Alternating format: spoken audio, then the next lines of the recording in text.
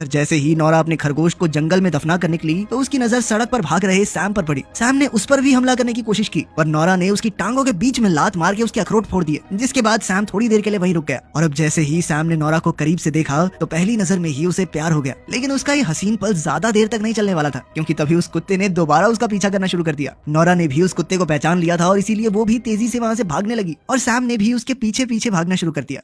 थोड़ी दूरी पर उसी रोड से नोरा का भाई ट्रॉय भी शहर से वापस आ रहा था और जैसे ही उसने अपनी बहन को भागते हुए देखा तो उसे लगा कि ये मुझसे गले मिलने आ रही है। लेकिन नोरा सीधी भाग गई और बाद में जब ट्रॉय ने कुत्ते को देखा तो उसने भी दौड़ना शुरू कर दिया। सैम अभी भी उनके पीछे भाग रहा था और तभी अचानक से नोरा नीचे गिर गई। लेकिन इससे पहले कि सैम उस पर हमला कर पाता तभी अचानक टॉम ने अपने ट्रक से उसे उड़ा दिया, जिसके चलते वो सीधा खाई में जा गिरा। पर कुछ ही सेकंडों बाद वो दोबारा उठ खड़ा होकर भागने लग गया। तीनों भाई बहनों को लगा कि हमने किसी को मार दिया है, लेकिन कुछ सेकंड बाद ही वो दोबारा उठकर भागने लग गया। घर पहुंचने के बाद उन सभी ने पुलिस डर से ये फैसला किया कि उन्हें किसी भी हाल में उस अनजान आदमी को ढूंढना ही पड़ेगा। और ठीक उसी समय पर उनके घर के बाहर एक एम्बुलेंस रुकी, जिसमें से जॉन बाहर निकला और बिना कुछ बोले सीधा अपने ट्रेलर में चला गया। उस रात कुत्ते के लगातार भौंकने की वजह से शहर में कोई भी नहीं सो पाया। वहीं दूसरी तरफ ट्रॉय अपनी नौकरी को लेकर परेशान था। असल में उसे नौकरी से निकाल दिया गया था, उसी चक्कर में तो वो घर वापस आया था। इधर नोरा एक गाड़ी में बैठकर अपनी मरी हुई माँ की तस्वीर देख रही थी कि तभी उसे गैराज से एक आवाज आई और जब वो उस आवाज का पीछा करते हुए वहाँ पहुंची तो उसकी नजर सैम पर पड़ी, जो उस वक्त खरगोश के हिस्से की पत्ता गोभी खा रहा था। और ठीक उसी समय पर जॉन भी वहाँ पहुंच गया और उसने सैम को देखते ही उस पर हमला कर दिया। इसी बीच नोरा परिवार के बाकी सदस्यों को उठाने के लिए भागी और कुछ मिनट बाद टॉम ने गैराज में पहुंचकर सैम को इतनी तेज लात मारी कि वो सीधा जाकर एक रॉड से टकरा गया और वो रॉड उसके शरीर में घुस गई। ये देखकर सभी को लगा कि शायद उन्होंने उसे मार दिया है, पर कुछ ही सेकंडों बाद सैम ने वापस उनकी तरफ बढ़ना शुरू कर दिया, जिसे देखकर उन्होंने सैम को वहीं गैराज में बंद कर दिया। सैम को करीब से देखने के बाद ट्रॉय समझ गया था कि वो एक ज़ॉम्बी है और जब उसने अपने परिवार वालों को ज़ॉम्बीज़ की वीडियो दिखाई तो उन सबको डर था कि जॉन भी एक ज़ॉम्बी तो नहीं बन जाएगा। उस वीडियो को देखते ही उन्होंने जॉन को बेहोश करके एक वैन में बंद कर दिया। अगली सुबह से ट्रॉय ने ज़ॉम्बीज़ के बारे में रिसर्च करना शुरू कर दिया, जिसके बाद उसने सभी को बताया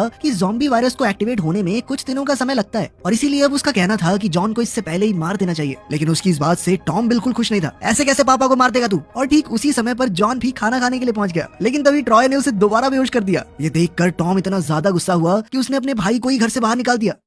उधर नोरा ने गैराज में जाकर सैम को पत्ता गोभी खिलाते हुए उससे बात करने की कोशिश की, पर सामने से उसे कोई जवाब नहीं मिला। और तभी टॉम की पत्नी क्रिस्टी भी एक प्लास लेकर वहाँ पहुँच गई। वो सैम के दांत निकालकर उसे पोपला करना चाहती थी ताकि वो किसी और को नुकसान न पहुंचा पाए। उधर अब जॉन को पहले से ज्यादा जोशीला और जवान महसूस हो रहा था और उसकी ये जवानी देखकर उसके सभी दोस्त हैरान थे, जिसके चलते वो बहुत ज्यादा खुश था और इसीलिए वो सैम का धन्यवाद करने के लिए गैराज में उससे मिलने आया। और जब उसके बेटों ने उसे पागलों की तरह नाचते हुए देखा तो ट्रॉय ने एक बार फिर से कहा, देख मेरे हिसाब से तो पापा को मार देना चाहिए, वही ज्यादा बढ़िया रहेगा। लेकिन टॉम इसके लिए बिल्कुल तैयार नहीं था। कुछ देर बाद जॉन का एक दोस्त उससे मिलने आया और उसने जॉन से उसकी नई जवानी का राज पूछा, जिस पर पहले तो जॉन ने कुछ बताने से मना कर दिया और जब उसके दोस्त ने कहा कि मैं तेरी